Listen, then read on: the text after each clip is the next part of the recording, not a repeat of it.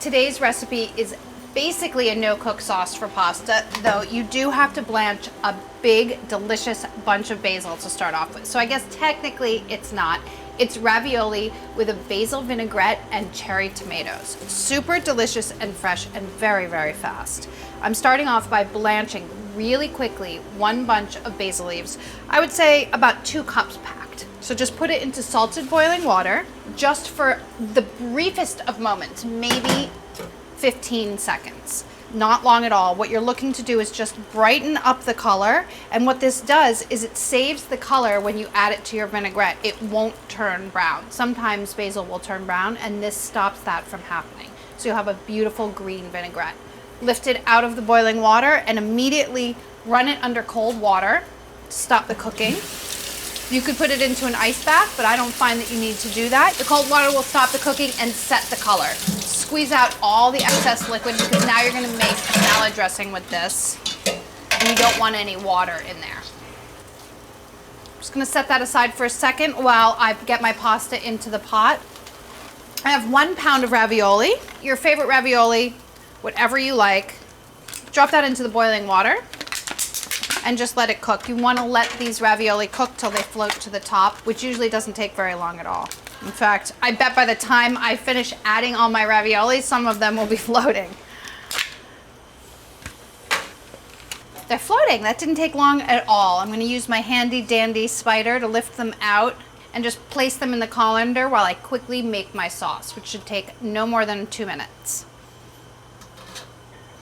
Probably should have made my sauce first and then made my ravioli. So when you guys do this, make your sauce, then cook your ravioli at the last minute. That way they'll be nice and hot. Learn from my mistakes, friends. Just learn from my mistakes. Cooking is all about timing, and if you have the wrong timing, like I just did, now my ravioli might get a little sticky. It'll be okay. I have a pint of cherry tomatoes here that I'm slicing in half. I'm using a mixed pint. And by mixed pint, I mean mixed colors. You can use whatever you can get. They don't have to be mixed colors, but it certainly does look beautiful. None of the rest of this sauce is cooked. You're basically making a basil vinaigrette and then raw tomatoes, tossed with your ravioli, delicious and light. Had I been timing this correctly, now is probably when I would have put the ravioli in. So do it at this point. To make your dressing, put your basil in a blender, and then add 1/3 cup of olive oil and 2 tablespoons of lime juice. It's a very simple vinaigrette, but so fresh and delicious with the tomatoes. I love it. I'm in love with it. And it's because, of course, it's made with basil, and basil is one of my favorite herbs. I'm sure you're gonna get tired of hearing me say that. In fact, you're probably already tired of hearing me say that. Too bad. Some salt, and then blend it up, and you have a beautiful bright green pureed vinaigrette.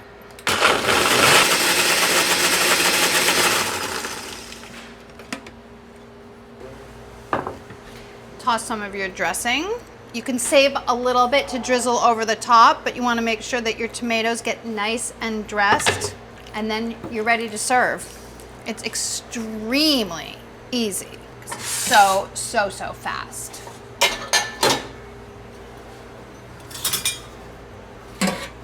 Get your ravioli. Ideally, I'd be draining my ravioli right now. How many do you want? I want 5. And then a nice spoonful of your tomatoey deliciousness. It's extremely stunning, so beautiful. No one needs to know it only took a couple minutes to throw together. So fantastic and fast. A little basil leaf garnish would not be out of place. This dinner comes together in 10 minutes. It's the perfect summer weeknight meal. I promise you. Trust me.